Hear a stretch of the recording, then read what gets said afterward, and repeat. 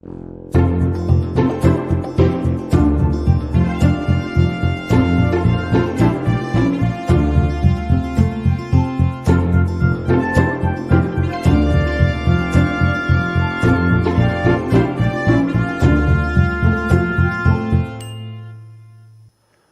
to Exploring Catholicism. It's great to have you on board today. Today's going to be a little different show than normal.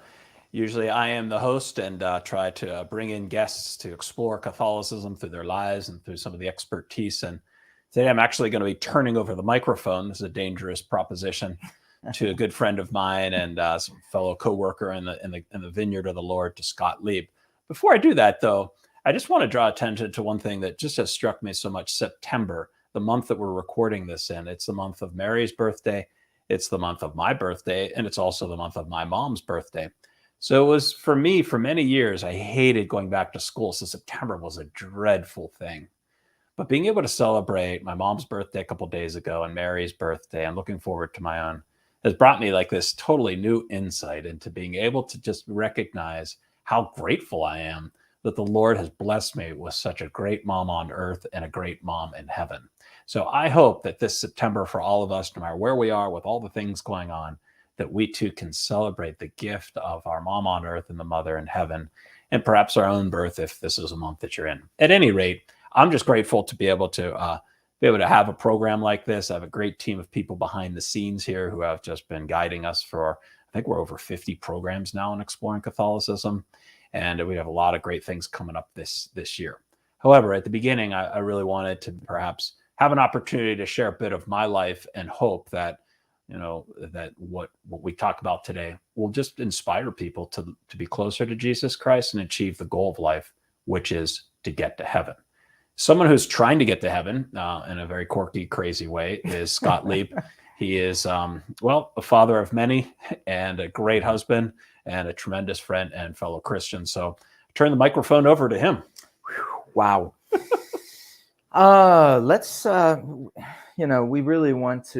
We just want to get to know Father Jay as, I think sometimes in the life of the church, in our parish life, we kind of take priests for granted. We think we know where they're at, or they have a direct connection to God. And so we just we leave them to do their own thing. Occasionally, maybe we'll have them over for, probably a really bad dinner. But, we just want to, it's a good thing to get to know the guy that's trying to shepherd the community.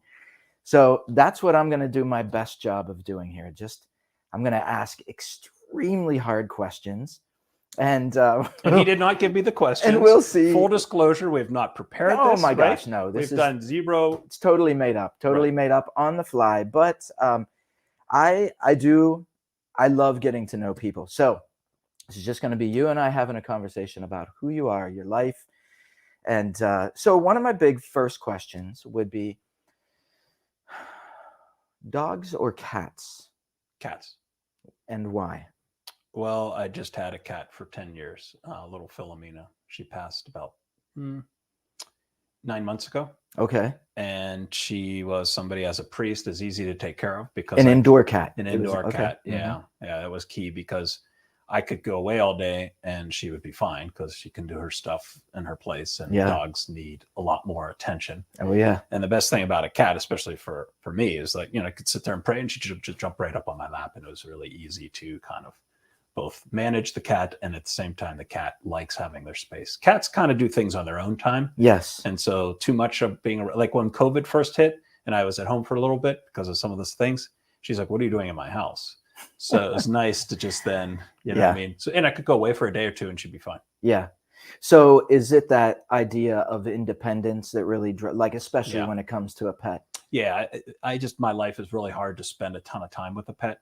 I mean, I love dogs. We grew up with German Shepherds, but they're so needy and there's such a need of like being around people. Yeah. Or cats, even when you're in a house, they're not interested in you until they want to be interested in you. Yeah. Yeah. I'm with you. And I think I always use the analogy that I think dogs are they're like eternal 3-year-olds.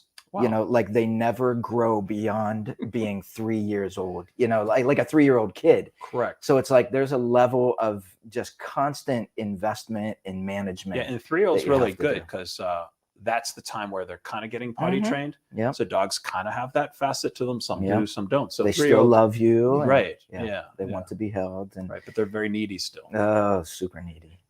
Not that I would. I mean, no, you don't have any experience with the amount of kids that you have, right? In fact, I have a 3-year-old right now. So let's talk about, you talked about your mom. And I think one of the first things is, how many siblings do you have? I have 5 sisters and 2 brothers. 5 sisters, 2 brothers. And so you're one of 8. Where are you at in the order? I have 2 older sisters. So I'm the third oldest. I'm the oldest son. And we were groups of 4. So my parents had the 4 of us pretty much right in the early 70s. Okay. Took a little break. And then in the late 70s, 79, my brother came, 2 sisters and a brother in about 4 or 5 year period. So they had 2 groups of 4 with a 4-year break in between the groups. Okay. So I feel like sometimes we're living parallel lives. I'm one of 11. The response is like, really? But I'm one of 11. I'm third of 11 children. And, I most definitely have my own experience of growing up and what that's like. But I would love for you to just dive into that. Like, one, what's it like to grow up in a large family? Number 2, what is it like to be the oldest son, with 2 older sisters? Just kind of dive into that a little bit. Yeah, well, I think first, my parents set such a great tone. They had a balance between having a ton of fun with us, but a lot of discipline. Mm-hmm. And that's hard to do. And I would say the fruit of that is love. So we would plan these incredible vacations and just have the best time, like already in December, thinking about what are we going to do this summer, and just have so much fun thinking of that, or just doing goofy things around the house. But yet we weren't allowed to see our movies. If we got home after 12 o'clock, we'd lose the car privileges. So there were these balanced approach of like, we loved being with our parents. Our parents set such a tone of joy, enthusiasm, but also of discipline and faith that was really key to the whole entire dynamic. Yeah. We knew the boundaries. They weren't afraid of enforcing them, but at the same time, we loved being around them. Mm-hmm. And I feel like that's probably the key to the whole entire dynamic, is that my mom and dad loved each other. Their marriage is incredible. And that marriage set the tone for the rest of us to feel safe at home, to want to be at home, and that. So after the parents, I would say, for me growing up, I had 3 sisters around me because my little brothers didn't come along until a little bit later. Okay. And so being around 3 sisters was a lot of fun. So you wore a lot of dresses? Never. Come on. Okay, I did wear one dress. I did. And that was because we were doing a show, like a bunch of my friends, was one of those goofy shows at school. And we dressed up as like Shirley Temple for the Good Ship Lollipop. Do we have a picture of that? No, we don't have a picture of that. I don't think that's official. But it was Doug Hamill, Craig Kemmer, and I. And it must have been like in 2nd or 3rd grade where we did that. Yeah. But I will have to say I was exposed to pink Barbie dolls and to the pink Corvette and all of that type of, We're going to get into your aversion to pink. So, okay.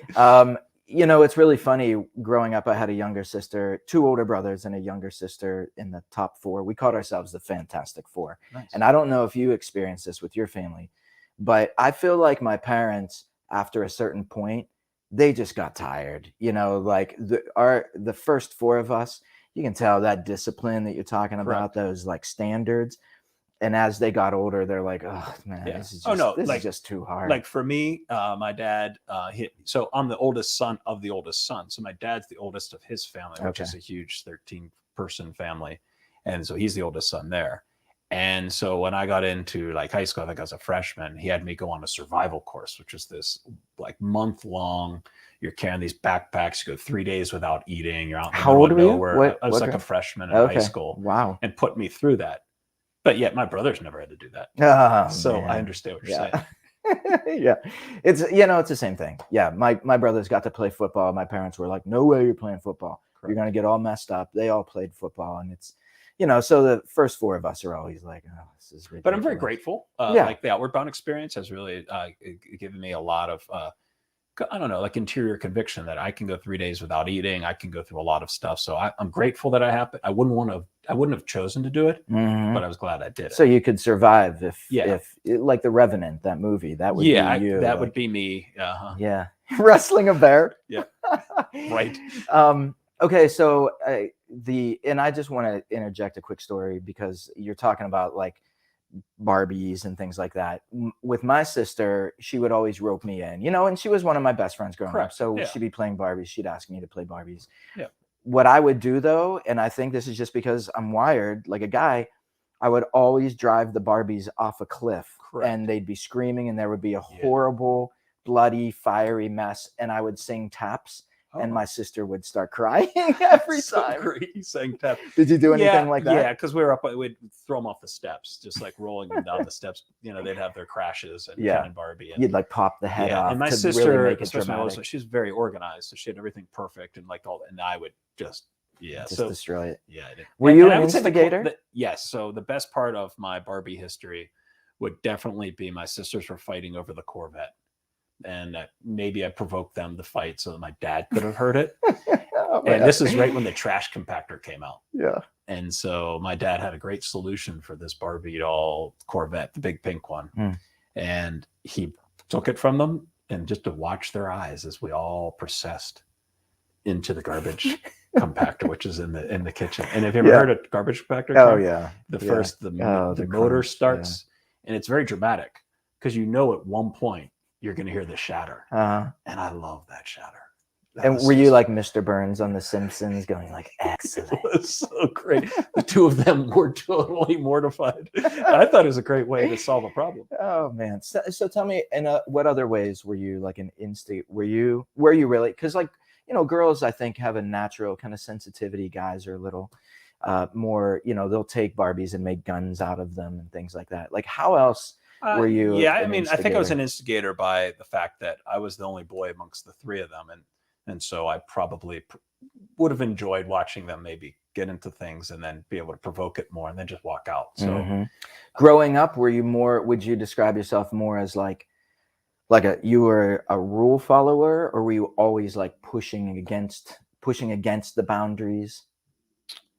I don't know. It's hard to say. I mean, I follow the rules. I think I respect it. Like, for example, of not drinking alcohol during the high school and for most part of the first year of college or so. And I think I followed a lot of the rules, the moral rules of our church and what my parents had asked. Yeah, I'd say I did a lot of the that's probably where we veer a little bit. We're probably not. So it's probably exactly. I didn't break too many rules, not that I think of. Right offhand, I don't think. Yeah.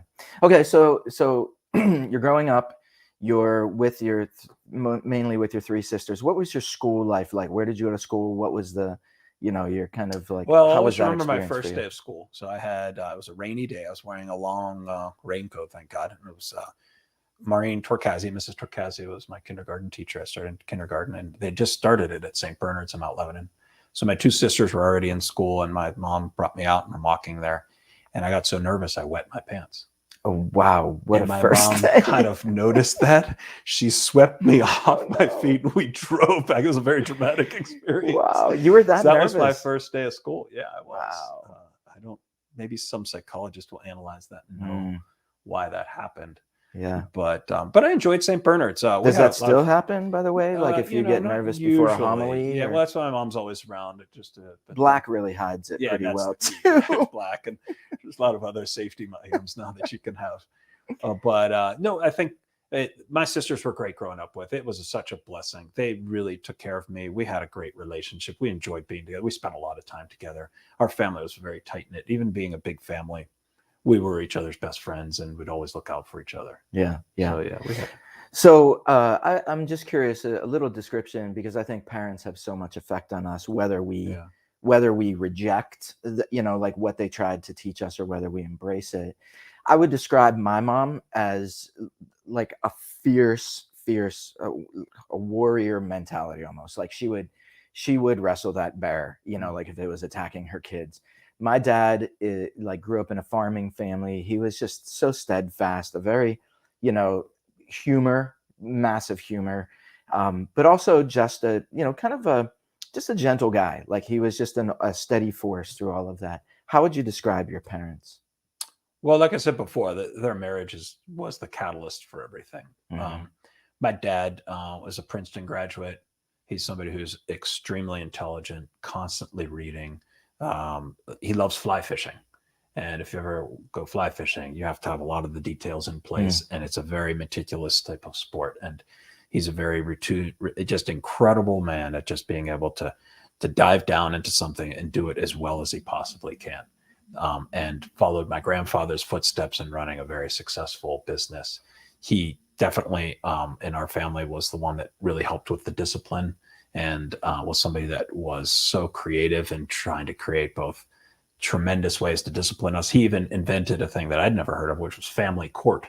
So if we had problems and issues amongst each other, we would have a court system. So, parents would be kind of almost in the gallery watching, and they'd have, lawyers, and we'd just kind of do this, brothers and sisters kind of voting on who's right and wrong. So he came up with very creative ways to do that.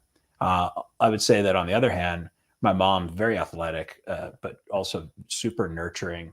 She was the one that when you were sick that would just cure you. And she also has a nursing background. Okay. Her voice, just hearing her voice just really soothes you. I always remember I had a shoulder injury and I had this huge surgery and all that stuff. And you're knocked out, nervous about the whole thing. And the first voice I heard, Jay, would you like a ginger ale? I'm in the hospital bed. And I'm like, oh, I know I'm doing well now. So that's great. They're the two voices of them, and they both blended so well together. They complement each other so well. How do you see them in yourself, like in the way you live out your life, your daily life, what are those I would like to qualities think that some of my public speaking skills came from my dad. He was a national recognized debater in high school, and somebody who's extremely gifted when it comes to speaking and presenting ideas. He just has a great love for that. He also loves art. So you see my Caravaggio in the background. So he loves to visualize things like that. So there's no doubt about that. I'm also, I think I'm a very empathetic person. And my mom is really empathetic. She's really good at just feeling the vibes of people and helping them and really being able to know instinctively where they are and how to assist and talk them through things. One of the things about my mom is so incredible is she's not afraid to call things out for what they are. But on the other hand, she's really empathetic to people for what they're going through. So cool. So high school, you had a highlight in high school. You helped to create a it's interesting. I hadn't thought about it in a long time. I went away for a long time after I left high school, Virginia and all these other places. But when I started to think back to high school, probably 10, 15 years afterwards, I don't know if this happened to you, but I was like, the question was like, well, if you had to highlight of your high school career, what would it be? And graduating. Yeah.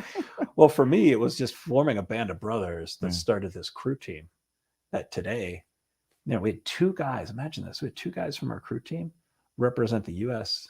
in the Olympics this year. Wow. Two guys from our crew team. I mean, what are the odds of any of them, but two of them? And, they won the national championship a couple of years ago. And we're just in Pittsburgh. This is not the crew capital of the world. Wow. In fact, when we started, there was really nobody rowing crew.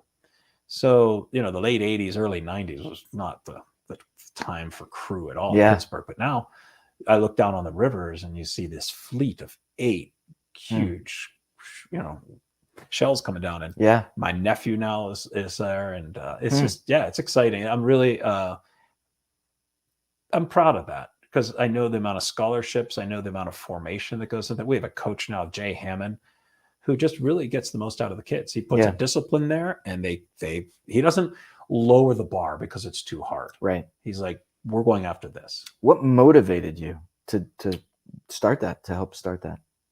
Well, in a negative sense, I knew I couldn't make the football team or the basketball team at Central Catholic. So I was like, I got to do something. I can't just sit around. And I think it was just the group of friends that we had, some really good friends who had this crazy idea, and we all what thought, obscure sport could we possibly come up with to start? The other thing that motivated me were the brothers at Central Catholic. They had a way of working with us that respected our freedom and trusted us as high school kids. Yeah. And that has always stuck with me. I love when I do ministry or do work to give the space for people to just launch out. And if they mess up, I'll take the blame. If they do it well, let's praise God for what they've done, Yeah. And I felt like that's what the brothers did. They made it so easy for us to have 7 or 8 of us go down to a river and row on a boat with very little bureaucracy. Yeah. And I can't tell you how freeing that was. Oh, that's awesome. Would you, so is that like a mentoring experience? Were they mentors? Would you label them as mentors? No, or not more? at all. No, Yeah. the brothers were super hands off. They didn't mentor. I couldn't tell you. I never had a conversation. Yeah. I didn't Wow. have a So this was conversation with really brothers. you It guys was us. putting We it were all together. self-starters, but they didn't put up obstacles. Like right now, if I think about what we did, I don't know if it would happen. Yeah. Just because of all the, I don't know, we'd probably have been sued or whatever, you know what I mean? Yeah. Just all these legal waiver Yeah, thingies that right. you have to do. Back then, Right. we were just Yeah. driving down to the Allegheny River and, we found a little place down there. And the key, once we did that, was we had a couple from Buffalo, Beth and Ted Marks. The two of them, I think we have a picture on our website if they want to pull it up, but the two of them believed in us. They put their time in. They didn't charge for their coaching, and they knew crew. They both had rowed in colleges, one at BU, the other at Syracuse. Oh, wow. Yeah. So they had both the know-how and the desire to try to help us in rowing. And that was key because we had no idea what we were doing. Yeah. But already the first year we did it, we had a kid go to Georgetown. Another one went to Yale. One went to the Naval Academy. Another had a full scholarship at Syracuse. Within just a couple of years, there were already kids who perhaps wouldn't have been able to go to college or had had a tough time. And crew was a way that would facilitate that growth. Wow. That's awesome. Yeah. How it just all sort of organically grew and developed. There was one of the pictures there. If you, So there's a picture there on the outside. You can see that crew team. And on the right and left are Beth and Ted Marks. So that was a couple that was helping us there. You can see them in the white T-shirt on the left side there. But very cool. Yeah, so that was the founding team right there. So now, this is high school. Moving on to college, what did you major in? That's a great question. So I don't think I've ever told anybody this. So I'm going to tell you something new here. Okay. You ready? Oh man, So, I can't wait. I had a feeling that I probably was not smart enough to get into UVA. Okay.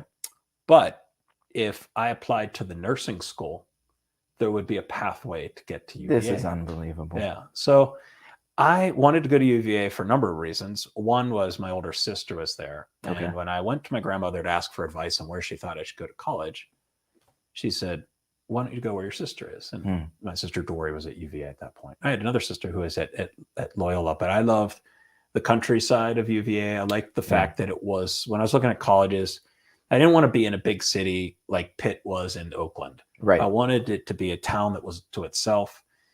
Penn State would have been something like that too. Mm-hmm. Virginia was one of those things, and it had a great, Division I football reputation, basketball. I mean, they weren't the best, but they were fun to go to. Yeah. And there was a route to get into that school that was through the nursing school, and nurses were hard to come by in terms of the male thing. Yeah. The other thing I was honestly thinking of is they had a 5-year program where you could get a business degree and a nursing degree. And before all the UPMC stuff, I thought that there could be a pathway to try to bridge the gap between the business side and the healthcare side of healthcare. Yeah. And so I was going to do a 5-year program on that. But the thing that I've rarely ever spoken about is I don't think I could have gone into UVA had I applied to the School of Arts and Sciences. Okay. So I found a way into UVA through the nursing school. Wow. Very creative. Yeah. Always figuring out how to get something done. Correct. Wow. So was there, let me ask you this, like just backtracking a little, you talked a little bit about how your dad kind of took over the successful business that your grandfather had started. Correct. Yeah. Did you feel was there any pressure to like go in a certain route, or did your dad give you like a lot of freedom? No, my parents were so just like not as much hands off as the Christian Brothers, but they had a great respect for our freedom. Mm-hmm. However, I would say that I put it on myself. Okay. So in high school, I worked at Federated a couple times in the summer. I, in college, got a job on the New York Stock Exchange because I just thought it was a natural path. My name is from my grandfather. I really respected what they both did. The Federated has, my dad's company, that they have just a great culture. And so I've only felt like, wow, this seems to be a natural thing. But my grandfather and my dad never said, we're hoping. Never. They would never do that. They had the utmost respect for our freedom and just wanted to see us getting to heaven. That was the only thing they want to see is just do God's will, get to heaven. Yeah. And they would have been whatever. Oh, that's so, awesome. But I tried that path. I went to New York and I knew that wasn't for me. Yeah, tell me, how did you know that? So this is after I went freshman year of college, and I thought business, nursing kind of blend the two and do it. And I felt like if I was going to end up working at Federated, I didn't want to be there because I was the son of the father's son and all that type of stuff. I wanted to earn my way in. So I felt like needed to, prove myself on the New York Stock Exchange. So I did that for 3 months, and was around these people that just every day, that's all they wanted to do was get ahead of the other guy. And it just was such a competition, and it was a bitter lifestyle. I saw these people on the stock exchange. I'm like, I don't want to be doing that. Yeah. And so after that rat race of all summer long, watching that happen, I concluded in August, this is 1992, that I did not want to go into the business career. Yeah. And it was hard because it felt at some point that that's what I was going to be doing. So in order to soothe that, for my 21st birthday, my dad got me a Ford Explorer. And I asked for a Ford Explorer because in the back I could get 5 kegs of natural light.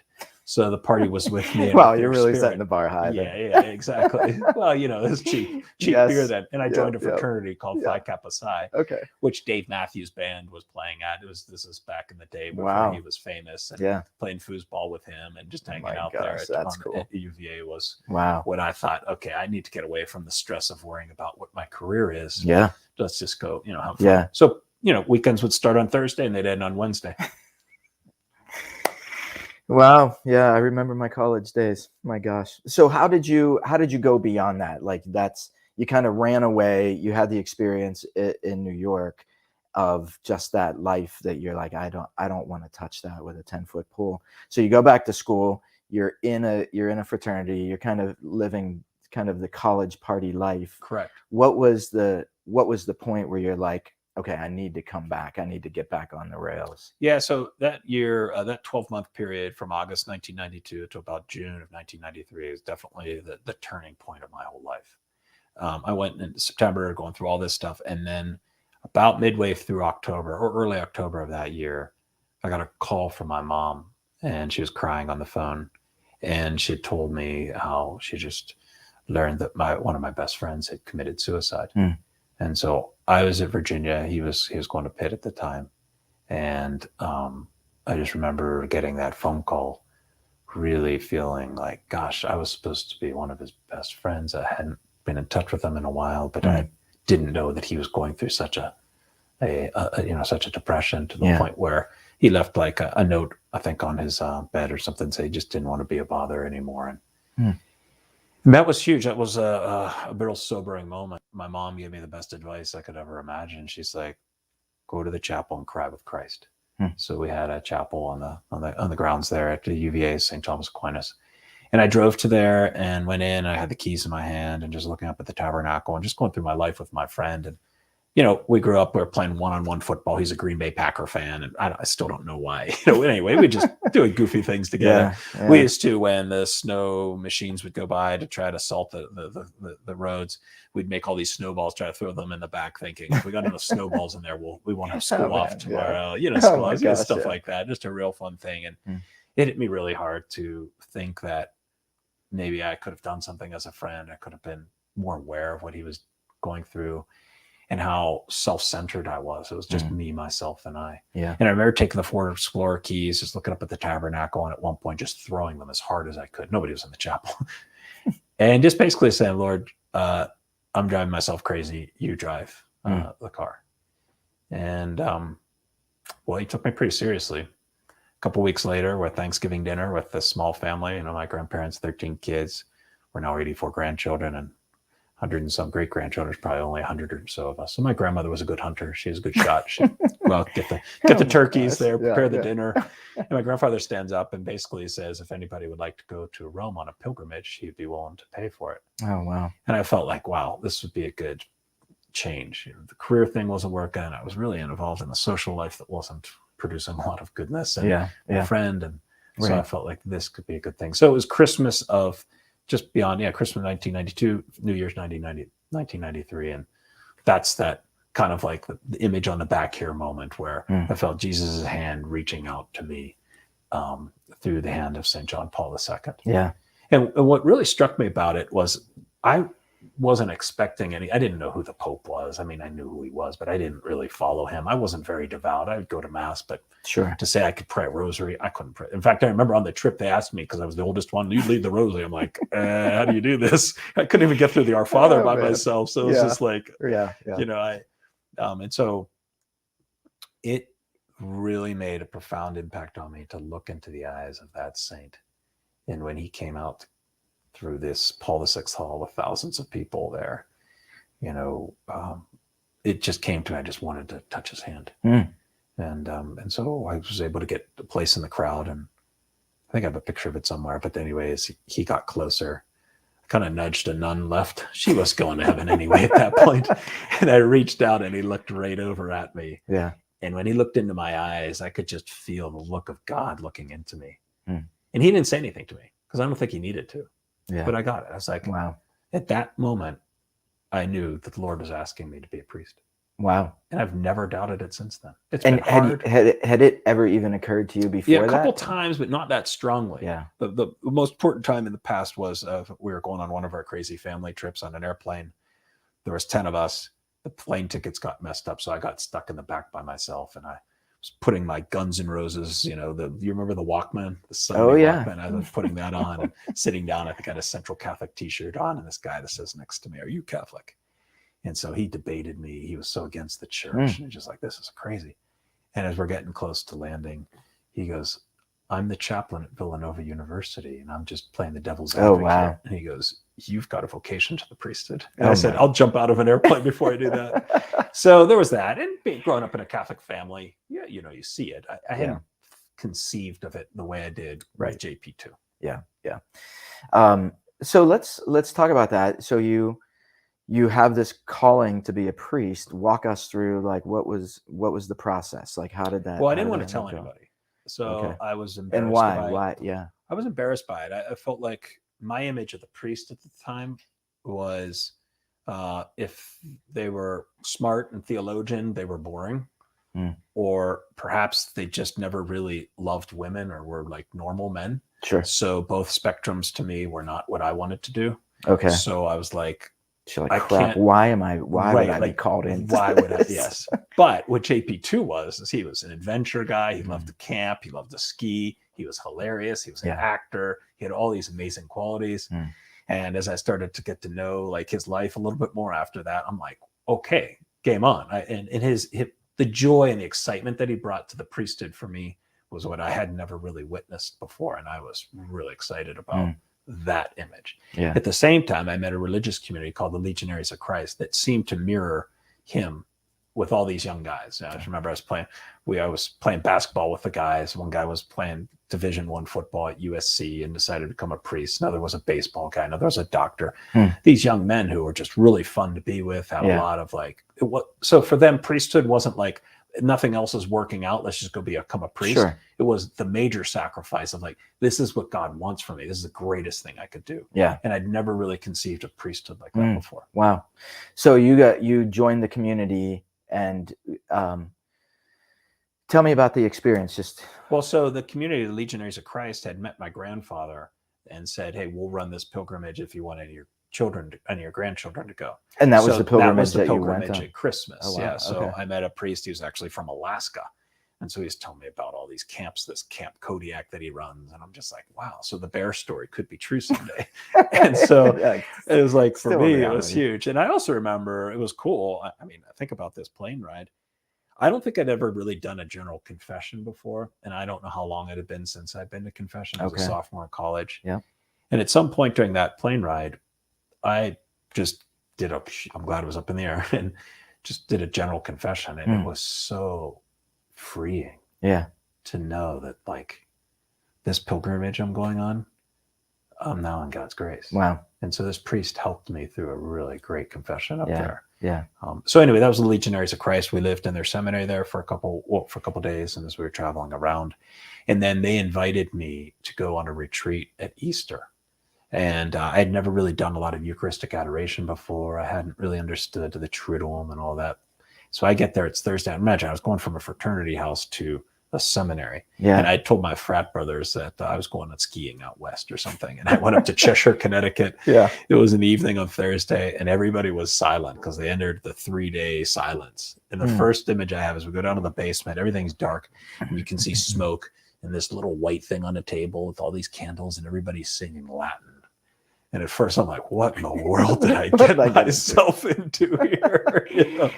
And so after the bloody sacrifice happened. Yeah, it was just, it was strange at first. And then little by little, the culmination of it all was a Latin mass for the Easter Vigil. Okay. Didn't understand a thing. Yeah. But the beauty. Yeah. And the way in which everything was done. Like I remember hearing, I didn't know what I was hearing, but I was hearing it. The chanted version of the resurrection gospel is incredible. Yeah. And I think it ended at 2:00. I couldn't move. I was so impacted by that. Yeah. And then finally a priest who was this Irish priest around 4:30 in the morning noticed I was just sitting in there. He said, do you want to talk? And then that was probably like the first time I think I ever really let it out. Yeah. That I knew I was supposed to be a priest, but I couldn't figure out how in the world this could happen. I think it's so interesting how, God, like you're kind of living just a normal life, and you, like you said, you're following the rules as best you can, even within your faith. You're going to mass and doing the sort of obligatory things. But, it's like all God needs is a crack, just a crack to work with. And it turns into, a road that veers off and you're like, oh my gosh. And it's like, it's something that you don't go back on. Like you just keep going down that road where God's leading you. And so I think that part is fantastic. Now I know that being, you're a pretty spontaneous guy. Correct. Yes. And I think probably if any of the people listening or watching. Now, why would you say that? Well, I mean, because maybe people don't pick that up. That's true. I will say that, and I've only known you for 3 years, something like that. But I remember the first time I got together with you, it was over lunch, and I was telling you that I was quitting my job. That was a great way to meet this character. I'm surprised we're still friends after that one. And anyway. And I was like, this is what I've done in youth ministry. I just want to give you a heads up. And the one thing that I got after I left that lunch was, oh man, like this is a guy who, number one, is super passionate about what he does, can just like brainstorm and go like, just start going down like, oh yeah, what if we did this? Or what if we did that? Like you're a very excitable person. And then similar to like crew and these types of things. And you want to do it. Like you put it into action. You want to put it into action. So like, those are the things that I've recognized about you and that I appreciate about you. And then getting to know like your specific strengths, like you're willing to change course in the middle of something, much to people's chagrin who love to be like on the same trail forever. But you'll be like, there's something better. And you also love to have multiple things that you're juggling at once. But like you said earlier, you're also you're someone whose heart breaks for other people's experiences. Like you can really put yourself in their shoes. So, I mean, that makes me think of another question. Like, what do you think is something about yourself, like qualities about yourself that people either don't understand or like they don't get to see, but something that you're like, I just wish people knew that about me, or I wish people understood that about me. I mean, I love the liturgy. There's just going to mass this morning, it's already set up and it brings about the greatest gift of all, which is to receive Jesus Christ.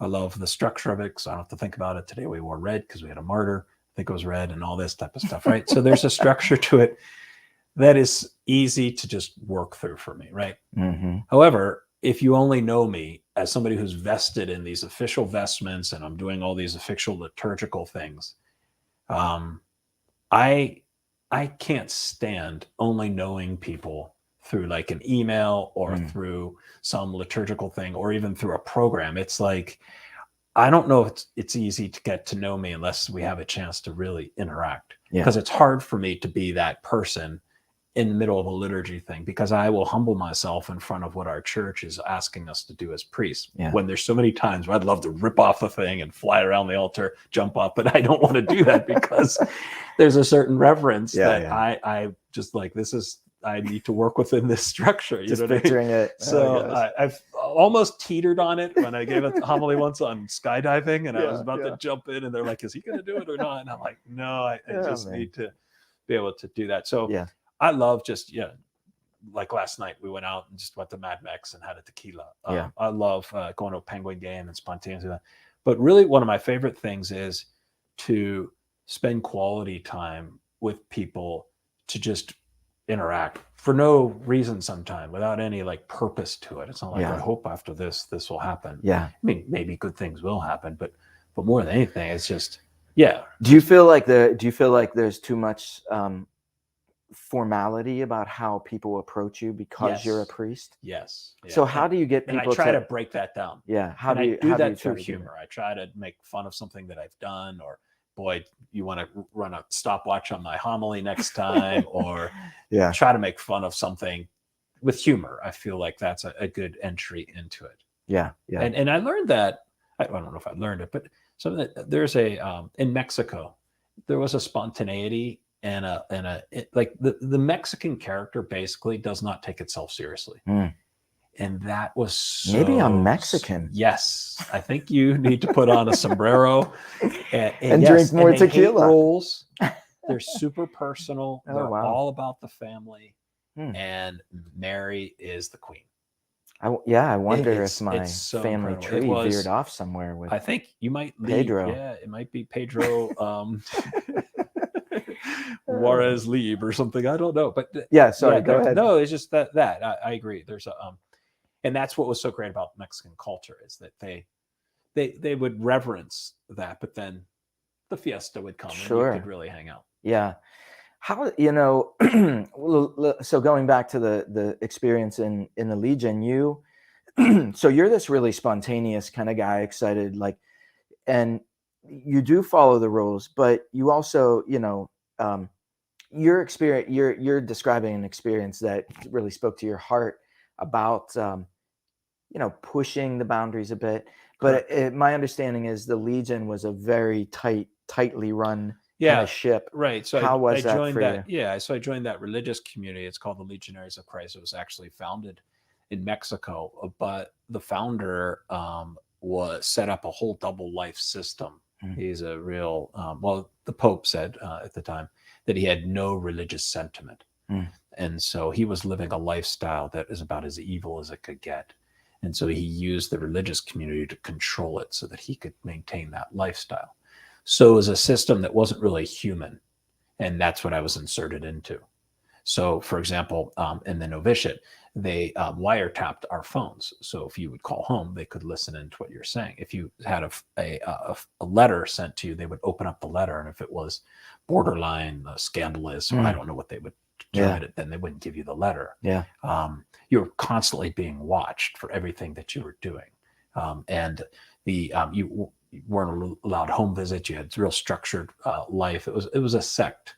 In the real sense of the word. And for basically for 3 years, I was in this really closed, tight-knit seminary, and 2 years absolutely as a novice, where you had very little interaction with the outside world. You went to bed. You had every day was the exact same.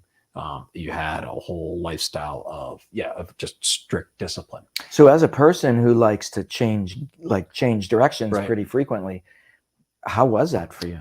Well, I had felt that this is what the Lord wanted from me. And I thought that when you look at religious communities, you see religious tradition in the Catholic Church. Well, I mean, people did a lot worse than that in the seminary. So I felt like this is part of the discipline that I needed to have in order to be a holy priest. So religious community life was just that. So it gave me that. One of the things about it, which was very much a manipulative process, was this type of spiritual direction and talking to from the superiors. So they were constantly, manipulating us to follow these rules and stuff, even though most of them were not.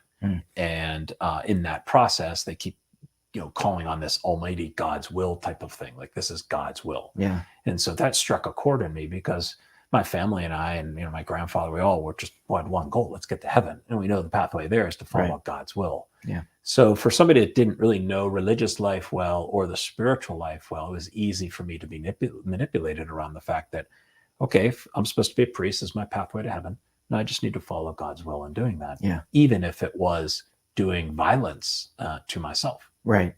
And so eventually that just, I know your story really well, but eventually that just came to a head, and you were like, the breaking point for me was seeing women subjected to injustice in Mexico, the consecrated women there. That was a definite breaking point, where they were, it's like 20 of them living in these bunk bed rooms, all doing God's will, and they would get sick, and they just were treated unjustly. And so at one point they were building a museum to the founder, who was still alive.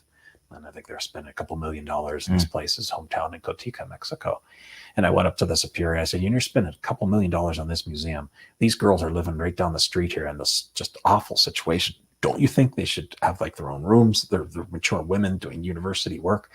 They should be like living dignified lives. Why are we wasting money on this rather than on that? So it was things like that just started to really gnaw on me. And so I started to form with so we didn't have a lot of freedom. It wasn't easy to connect with people and talk about ideas, because if we did, we'd be moved. And so there was this structure of discipline in place where you weren't allowed to have particular friendships. So you weren't allowed to go out to dinner with the same family, but once a year. And if you had a particular friendship within the community, you'd get moved, or there would be talking down from your superior, because they didn't want cliques to form in the religious community. So for 18 years, that's what I was subjected to. But I always thought, well, hey, I'm doing adoration every day. I love the Eucharist. I love the Lord. Being with Our Lady of Guadalupe in Mexico City was incredible. And I love passionately just brainstorming solutions to huge problems. I was a part of one of the greatest things, so much fun, which was this leadership course in Italy with this one priest, Father Peter Byrne, who has since left the Legionaries with me, and we're still friends. But he came up with this concept of bringing the greatest kids that we could find in colleges to Rome, Italy, and doing like a month-long leadership course with them, where we'd have cardinals, we'd have experts in art. We did scavenger hunts around Italy with these kids. It was a blast. And it was just like such incredible. And then you had kids from Ireland, Spain, the United States. So you'd have 14, 15 different countries represented in this. And, you did your best with the languages. And so the mission was so much fun. It was so engaging that what we were doing. Or in college life, we started this thing called Compass, where I was in charge of the Mid-Atlantic region. We had some guys up in the Ivy Leagues and some in the South, and so we'd do Bible studies, kind of like what Focus is today. And I was at Naval Academy, Georgetown, doing all these great things with college kids. And as a seminarian, I wasn't even a priest, and just pulling all this together. So it was a blast. And then I was in charge of our World Youth Day. So I went to like 4 or 5 World Youth Days where we get thousands of kids from all around the country, all around the world, going to Toronto and Madrid, all these great places. And it was just a blast. We had much fun doing these huge retreats. And every year, we were in charge of getting vocations. So we get 100, 200 kids coming into the priesthood. And you're just like, so fulfilling. So it was so worth it for me because of how much I love the mission. But yet I never really took time to dwell on like, well, wait, how do I feel about this? Like, who can I open up to? And so I have a lot of woundedness from not really being able to share my life. And there's almost like an interior loneliness because I was so mission driven, like everything you had to do. But then when do I really get to kind of experience what's going on in my own heart? So, gosh, that makes me think of 2 things that I want to ask. One is, what are you doing currently to kind of relieve that experience, or to recalibrate, yourself, going from sort of a solitary existence, now having to live with, a group of priests. And then number 2, I really want to know, you're talking a little bit about working with younger people and how much passion and energy that brought to you. I just want people to know, like, what are your passions? Like, what do you just love? What gets you fired up? Yeah, well, there's a lot there in that. We'll start the second part, and maybe you can remind me what the first part was. Yeah. What gets me most fired up is getting people to heaven. And I felt very much so. The more I moved into youth work, which was what I love to do, I did a lot of that with the Legionaries. And in my first year as priesthood in the Pittsburgh Diocese, the same thing. But I realized, as I'm sure you can tell as a dad, that your kids are going to be so much affected by the marriage. You know, I love Troy Totally. Polamalu the other day. He's getting inducted to the Hall of Fame, and he looks at his two boys with his wife right next to him out in the audience. And he goes, "Boys, the best thing I can do for you is to love your mom." And you realize that Amen. it's going to be marriage that's going to truly be the column, the thing that holds the foundation for our faith, for everything. Yeah. So on a human level, there's nothing more important in my mind than having healthy marriages. Oh, yeah. And I think that's what's being most attacked today. For sure. With both in terms of the internet and the sexuality and all the stuff, and then the confusion of marriage and all these things. So, that represent that just the way in which God set up the love of a man and a woman, husband and wife in marriage, is for me the key to getting people to heaven, just on a human level. Obviously, God's grace and Jesus Christ. I'm not saying that's not the thing, but there is a fundamental level within society as a whole that if you can get the marriage right, a lot of other things work out. If you get it wrong, a lot of things collapse. I'm a living example of that. Really? And it's funny because sometimes it's not intuitive, or Correct. At least there's other things in society that really try to distract from that. Right. But, the simple sort of cliche of God, spouse, children in that priority, my gosh, when I finally got that right, it was like, when I know that my marriage is thriving, like my relationship with my wife, everything else underneath that, like my relationship with my kids, our relationship with our friends and family, it just all clicks, Correct. And too often you see that sort of priority pyramid kind of flip-flopped, where children are really focused on, to the point that spouses neglect each other, and then after their kids go off to college, they're like, well, who the heck are you? I don't even know you. That's why there's such a large divorce rate at the empty nester phase of sure. marriage. It's one of the crucial moments of a marriage. So what do you do? Like, just what's it like? How do you take that passion and do something with it? Well, I started a foundation called Renew the I Do. And that would be my real daytime job. In terms of me saying, if I could impact the world in one way, I would hope that the marriages that I was able to be with were more blessed by my presence and Jesus's presence through that. So Renew the I Do is a way to enrich marriages. I think there's plenty of proposals out there for marriage preparation, which we do. There's plenty of ways in which I think there's good psychologists to help with different things. But for me, it's like, most of our families have marriages tied to them. What are we doing as a church for those married couples? And there's so few really good couples enrichment places to go. I mean, maybe you and your wife are being invited daily to incredible ways that you guys can enrich. So what we try to do, like at Renew, is just have really fun date nights. Like in a couple of weeks, we're going to do a scavenger hunt, and it's a good COVID time thing because we're going to do like this really cool outdoor mass at this amphitheater. And then afterwards, these cars are going to all drive around Pittsburgh and take all these things. We're going to give out the I forget what it's called, but some Stanley Cup type of thing. Henny Jewelry is sponsoring for the ladies to win a nice little necklace at the end of it. That's awesome. And a little champagne and stuff like that. So we're constantly trying to push through the marriage culture by engaging couples in a way that they can renew their I do. Yeah. That's awesome. What other, so just we have about 6 minutes. Are there other passions that you have in your life? Yeah, I think if the website's up there, you can see a lot of it. I call it the big, hairy, audacious goals. There's a big green monster on there somewhere. And you can see all these other things that I'm really fired up about. But my challenge is that the Lord has placed me in this incredible grouping of 4 parishes, 3 in the Beaver Valley, 1 here in Franklin Park where we're doing this.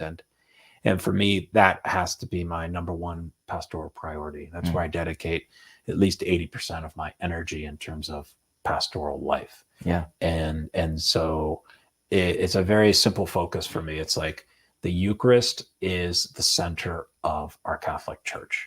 So the more I can get and inspire myself and others to love Jesus present to us in the Eucharist, which is why we have 2 Eucharistic chapels going, and we're going to go into all-night adoration once again here at Saints John and Paul, starting on St. Francis' feast day in October. But for me, it's what can we do to create conditions for people to encounter Jesus? And I don't think there's a better encounter with Christ than through the Eucharist. So that's my number one priority. With that priority has been also, when we started this journey in 2018, I realized how hard it is to be a priest. And so the bishop was gracious enough to entrust with this grouping 4 of us. So me plus Father Jack, Father Joe, and Father Mike. And I've just prayed that wherever we go on this adventure, that we'll all persevere as priests. And that whatever I do would never be an obstacle for them to be holy men of God. And I can be a pain in the neck, so I know I can sometimes rub right against their wrong things, and I feel really bad. I do that all the time. I out-punt the punt coverage sometimes, get too excited about things, and then it's like, okay, let's just go do this. And they're like, what are you doing? So I get that, but I deep down in my heart, I hope they know, and I hope that everybody knows that I really just want people to get to heaven, and Jesus is the way. And these priests who are our band of brothers right now have been really good. And so you asked a little bit about, what I'm doing currently to allow my heart to heal and to be more in touch with how God wants to work in there. And that's, I guess, the main reason why I asked you to interview me is because you and Emily came along my side. That's why? It challenged me as a priest. This was in December of last year, of saying, okay, you do all this great stuff, blah, blah, blah. But like, who's pouring into you? Who's really giving your heart and you an opportunity to be able to share your daily life with and process with? And I obviously do that in prayer. I do that absolutely with our Blessed Mother Mary, who I consider my lady. But humanly speaking, it's so necessary to do that. And so I really was inspired by what you and Emily had challenged me to do, to say, what if we just started pouring into you and just being in front of the Blessed Sacrament, praying? You're a very gifted musician. Emily's very gifted at doing imaginative prayer.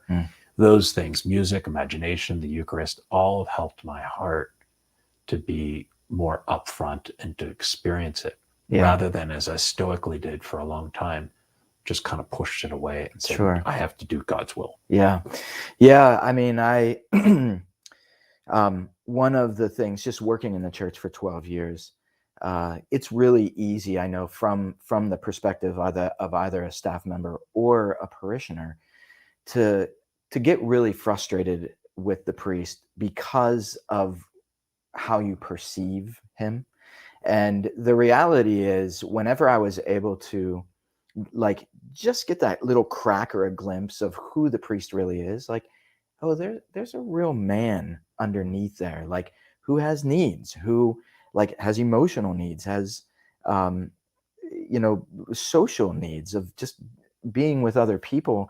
And I think what I came to realize is that a lot of times the priests, they don't have a lot of access to that, or a lot of times people, they feel like, well, the only time people reach out to me is because they want something, or they're trying to bend my ear to and it was, our motivation was really we just want to pray with these guys and help them to encounter the heart of Jesus together, and just get to know them and be friends with them. And and it's oh my gosh, I would love for every priest to have that experience and not feel so isolated or feel so solitary, like they have to do it all themselves. And so we have about a minute and a half. I do want to it's always my challenge to get you to shed a tear, because oh my gosh, with a minute left in the game. I know it's impossible, but let's when is the last time you cried?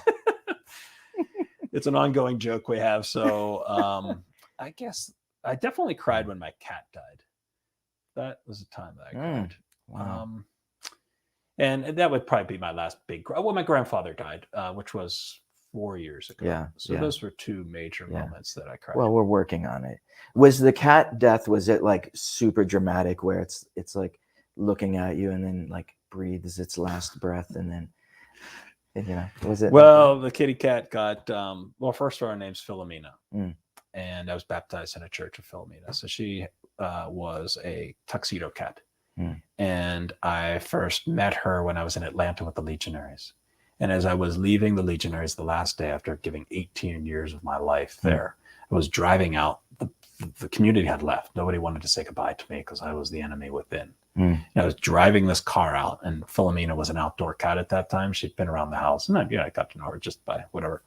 And she came flying out of the bushes as I was driving out and just sat right in front of the car. And I was just like, wow, at least she's saying goodbye. The only one who said goodbye. Right. And so my sister, who was living in Atlanta as well, realized how, I like the cat. And so for Christmas, she brought the cat up for me. And so for about 10 years, I had that cat. Yeah. And I feel like her role in, as like helping me transition from the stoic life of the Legionaries to the lifestyle of a diocesan priest was really good. It was very helpful. Yeah. So, from around 2011 until last year, she was a good companion of mine. You asked at the beginning, dog or cat. Yeah.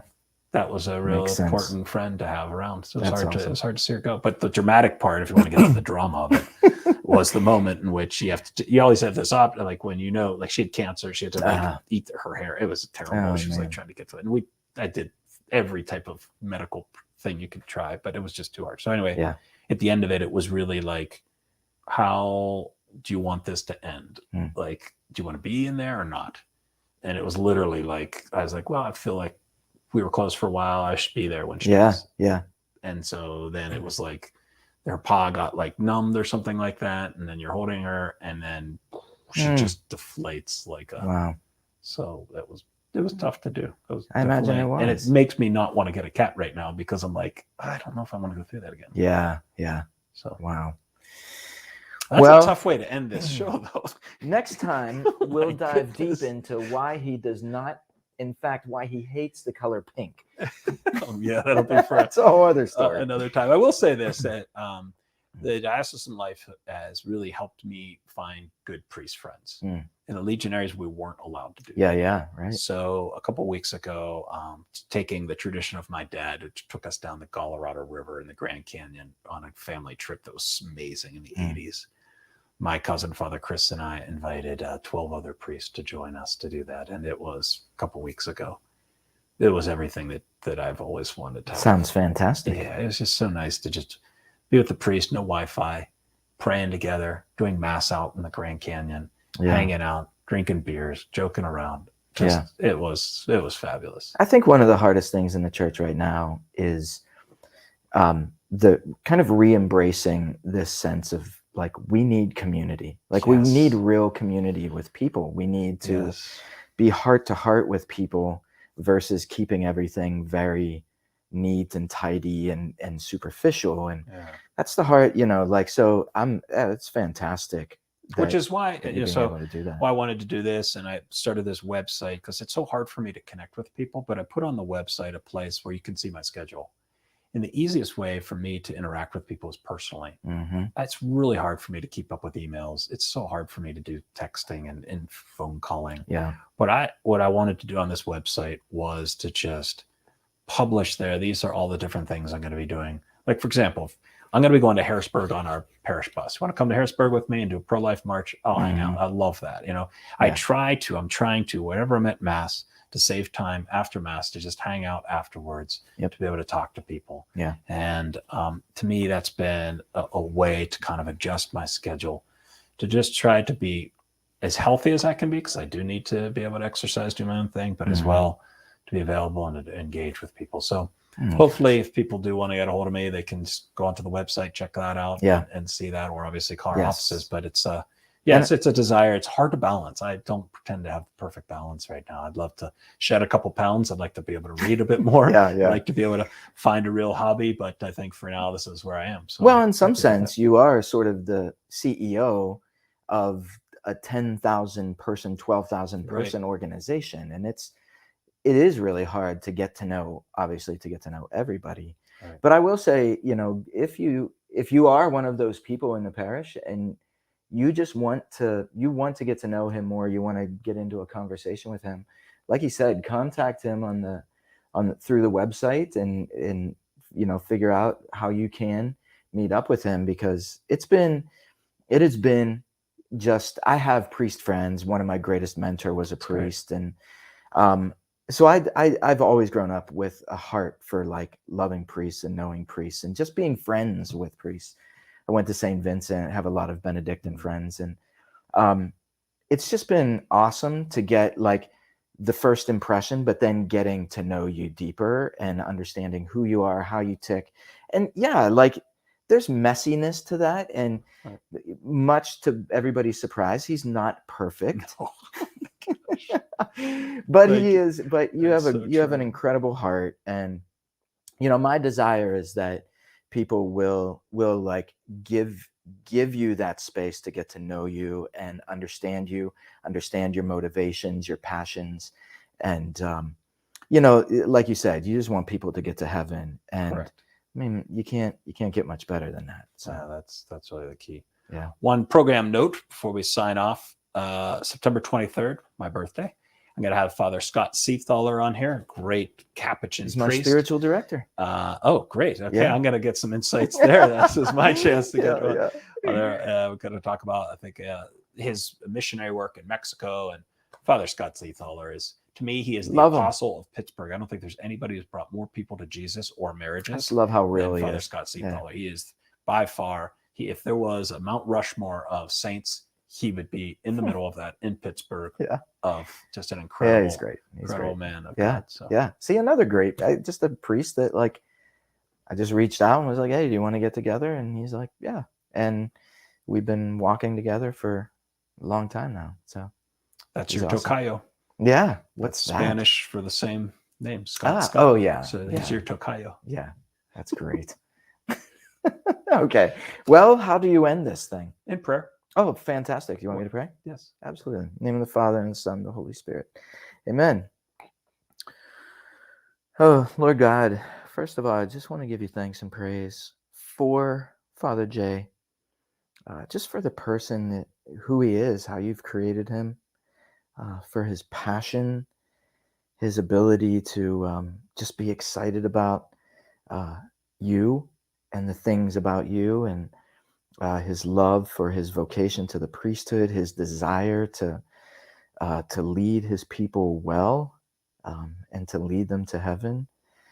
Lord, I pray that you would just continue to just shower your spirit upon him to lead and guide his decisions, to fill those gaps where he needs the gaps filled. And Lord, I just pray your blessing over the entire grouping, that the parishioners, the congregation, the people in the community, that we can all sort of have this conversion just to a greater relationship with you. And I pray this in Jesus' name. Amen. Amen. Father, Son, Holy Spirit.